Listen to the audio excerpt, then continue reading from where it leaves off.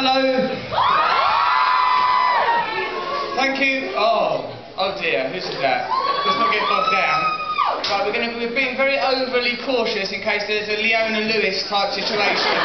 So each one of you that comes, I will be punching in the face as you arrive. First you, get up here.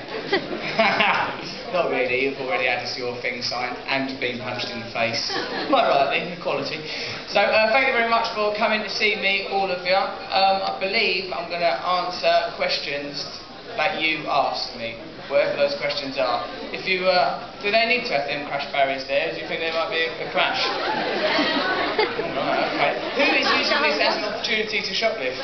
Yeah, I definitely would. Because a lot of the security is distracted at a time like this, so yeah, feel free.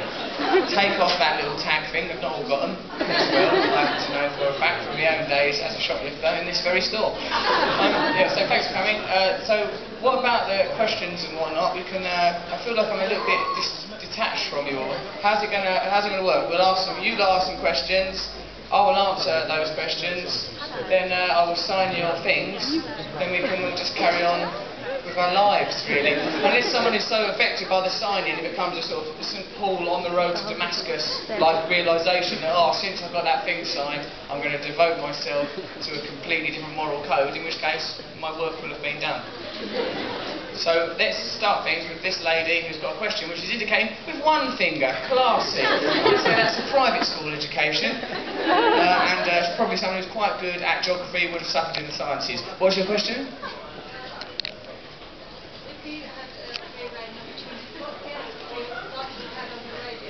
If I'd had free reign opportunity, what guests would I like to have had on my radio show? It would have been nice if Andrew Sachs had answered this phone. In retrospect, Andrew Sachs would have been a good guest, because then maybe the radio show would still be going.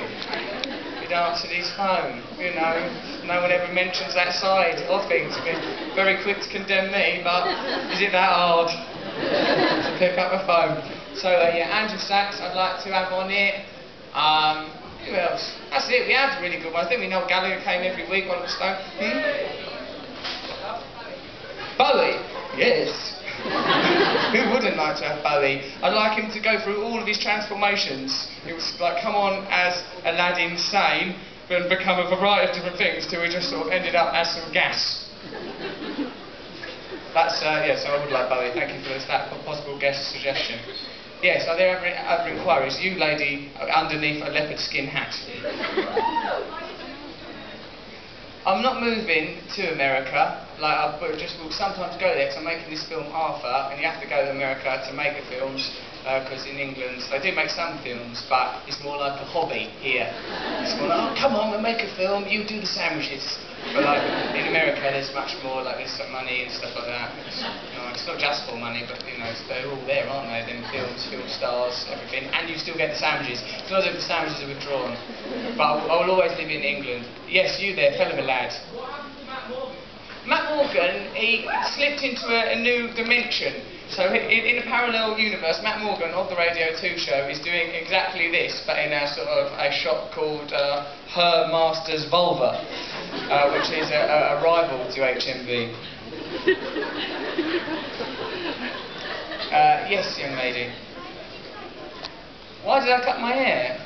But it's still there. This is my hair. Do you mean why have I not got that elaborate cloud upon it?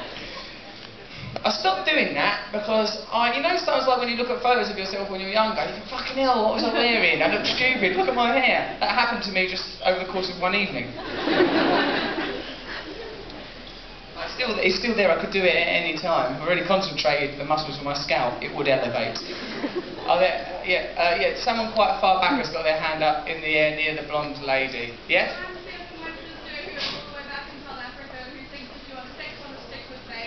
She thinks I'm sex on a stick with mayonnaise. I hope that mayonnaise has been safely stored because you can get E. coli from that, particularly if the stick was in your anus. I mean, I don't know how else I'd be on that stick. I mean, Jesus.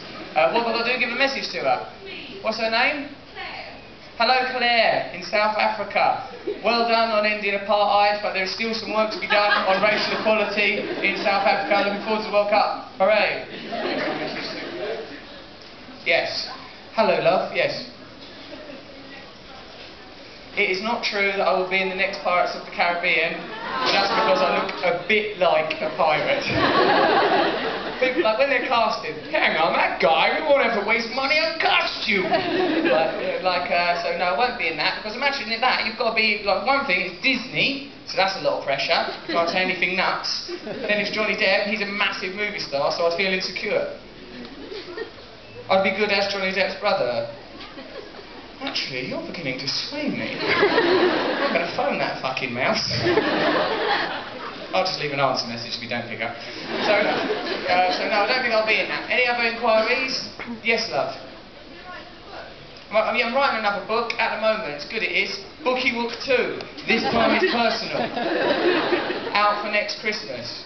I'm writing it at the moment, it's hard. Book writing takes ages. Doing stand-up, look at that, it takes this long. If we film this, cut out some of the boring bits. Done. Book, ages sitting there typing, all hunched over a computer, fingerless gloves, never stopping to masturbate because it's godless. That's no life for a man. Yes, dear. When is Getting to the Greek coming out? Getting to the Greek will be out on June the 11th next year, slap bang in the middle of the World Cup. I've said, what a stupid idea. Yes, young man. Will there be a premiere? There will be a premiere, yeah. Yeah, there'll be a premiere. I'll have to go to it, I'm like the main character. It's me and January. Me, January, and Puff Daddy. Imagine that, Puff Daddy's in it. Puff Daddy, he likes to create a lot of atmosphere, but sometimes he creates the atmosphere in a situation where you think, do we need atmosphere? I went to Vegas with him to that Ricky Hatton fight. Ricky went down, Puffy, it was everyone in there was English except for Puffy and Jay-Z, who we have to meet Puffy and go, oh, hello Puffy, you feel embarrassed about that, hello Jay-Z, like, and you sort of feel like, oh, I wish I could just call them, like, Doug and Steve, but you can't, it's not their names. And then, like, Ricky Hatton was down, and Puffy jumped up on his chair, yes, yes! I was like, oh no, these people are English, I had to sort of like sidestep like that, away from Puffy. And then Puffy liked to create atmosphere in places that don't need them, like if you're in a lift, right? Say you're in a lift, you don't need there to be a party atmosphere, just be in the lift quietly. Puffy goes, woo, come on! 14th floor, please. Any further inquiries? Yes, mate. I don't think we'll do anything. I might do some Pond and Lad, I don't know. Like, probably not, because like, it's on the telly, and like in the films, it's good to be in a film. So probably not. So maybe not. Yes, hands there. Oh, well, I've been asked what happened to Homeless James. Wow, that's really mad you'd ask that, because the last time I met Homeless James, I gave him £100 to go and get me some heroin outside this fucking HMV. He never came back, that homeless smackhead bastard.